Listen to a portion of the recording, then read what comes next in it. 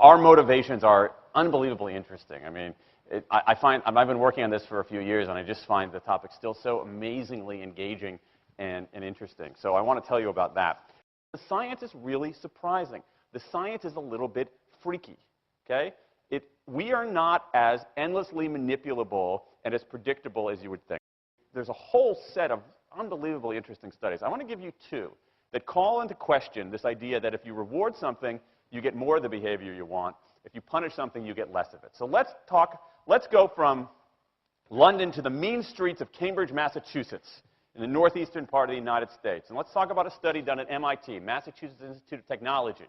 Here's what they did. They took a whole group of students, and they gave them a set of challenges.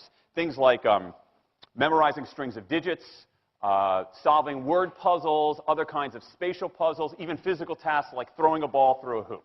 Okay, they gave them these challenges, and they said to incentivize their performance, they gave them 3 levels of rewards. Okay? So if you did pretty well, you got a small monetary reward. If you did medium well, you got a medium monetary reward. And if you did really well, if you were one of the top performers, you got a large cash prize.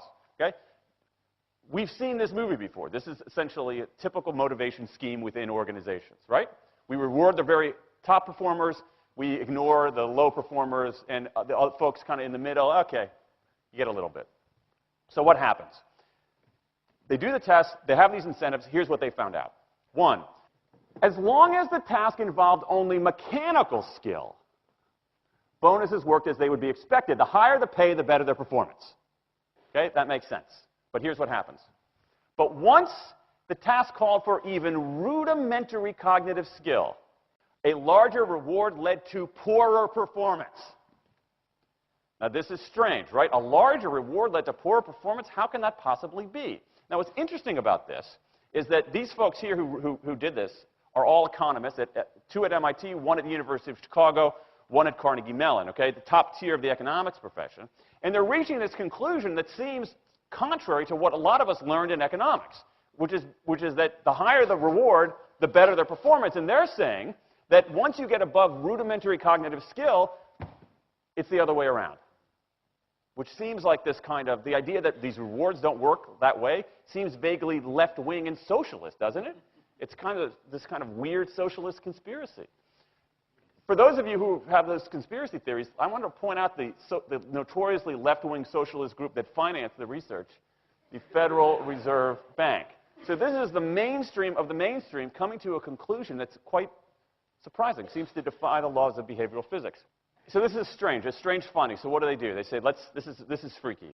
Let's go test it somewhere else. Maybe that $50 or $60 prize isn't sufficiently motivating for an MIT student, right? So let's go to a place where $50 is actually more significant relatively.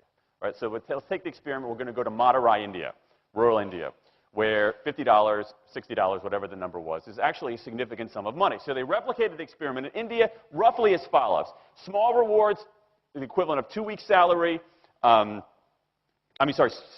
performance, low performance, 2 weeks' salary. Medium performance, about a month's salary. High performance, about 2 months' salary. Okay, so those are real good incentives. Okay, so you're going to get a different result here. Well, what happened, though, was that the people offered the medium reward did no better than the people offered the small reward. But this time around, the people offered the top reward. They did worst of all. Higher incentives led to worse performance. What's interesting about this is that it actually isn't all that anomalous. This has been replicated over and over and over again by psychologists, by some extent by sociologists, and by economists, over and over and over again. For simple, straightforward tasks, those kinds of incentives, if you do this, then you get that, they're great. For tasks that are algorithmic, set of rules where you have to just follow along and get a right answer, if-then rewards, carrots and sticks, outstanding. But when the task gets more complicated, when it requires some conceptual, creative thinking, those kinds of motivators demonstrably don't work. In fact, money is a motivator at work, but in a slightly strange way. If you don't pay people enough, they won't be motivated. What's curious about, there's another paradox here, which is that the best use of money as a motivator is to pay people enough to take the issue of money off the table. Pay people enough so that they're not thinking about money and they're thinking about the work. Now, once you do that, it turns out there are 3 factors that the science shows lead to better performance, not to mention personal satisfaction. Autonomy, mastery, and purpose. Autonomy is our desire to be self-directed, to direct our own lives. Now, in many ways, traditional notions of management run afoul of that. Management is great if you want compliance, but if you want engagement, which is what we want in the workforce today as people are doing more complicated, sophisticated things, self-direction is better. Let me give you some examples of this, of almost radical forms of self-direction in the workplace that lead to good results. Let's start with this company right here, Atlassian, an Australian company. It's a software company, and they do something really cool. Once a quarter, on a Thursday afternoon, they say to their developers, for the next 24 hours, you can work on anything you want.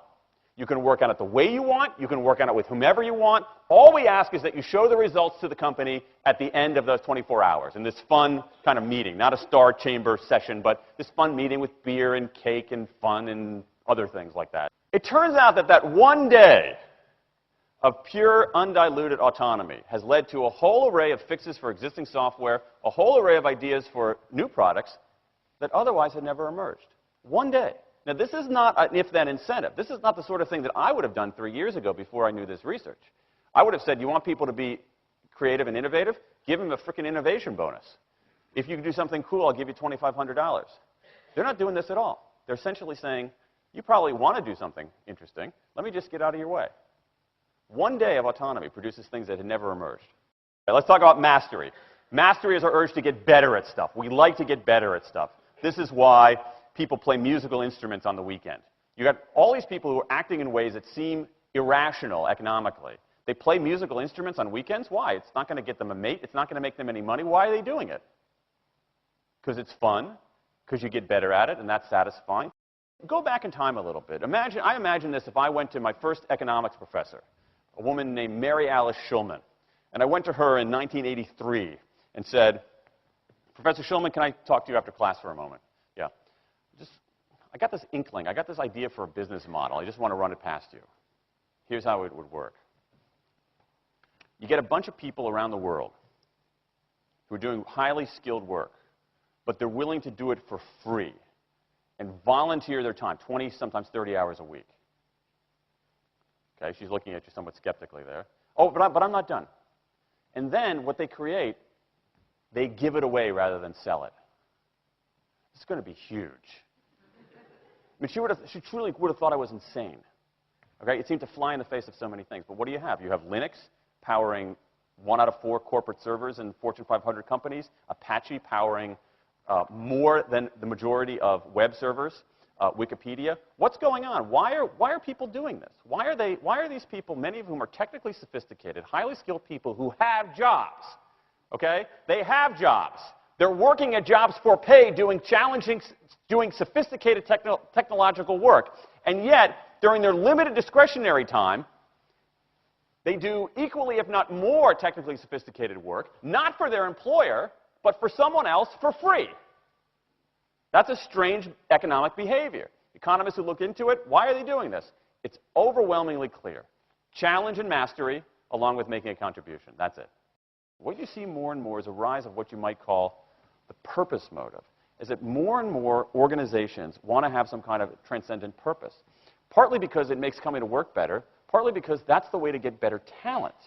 And what we're seeing now is, in some ways, when the profit motive becomes unmoored from the purpose motive, bad things happen. Bad things ethically sometimes, but also bad things just like not good stuff, like crappy products, like lame services, like uninspiring places to work. That when the profit motive is paramount, or when it becomes completely unhitched from the purpose motive, it's just, people don't do great things. More and more organizations are realizing this and sort of disturbing the categories between what's profit and what's purpose. And I think that actually heralds something interesting. And I think that the organizations that are flourishing, whether they're profit, for-profit, or somewhere in between, are animated by this purpose motive. Let me give you a couple of examples. Here's the founder of Skype.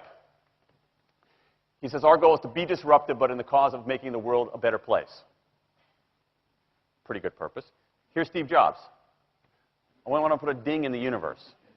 All right? That's the kind of thing that might get you up in the morning and racing to go to work.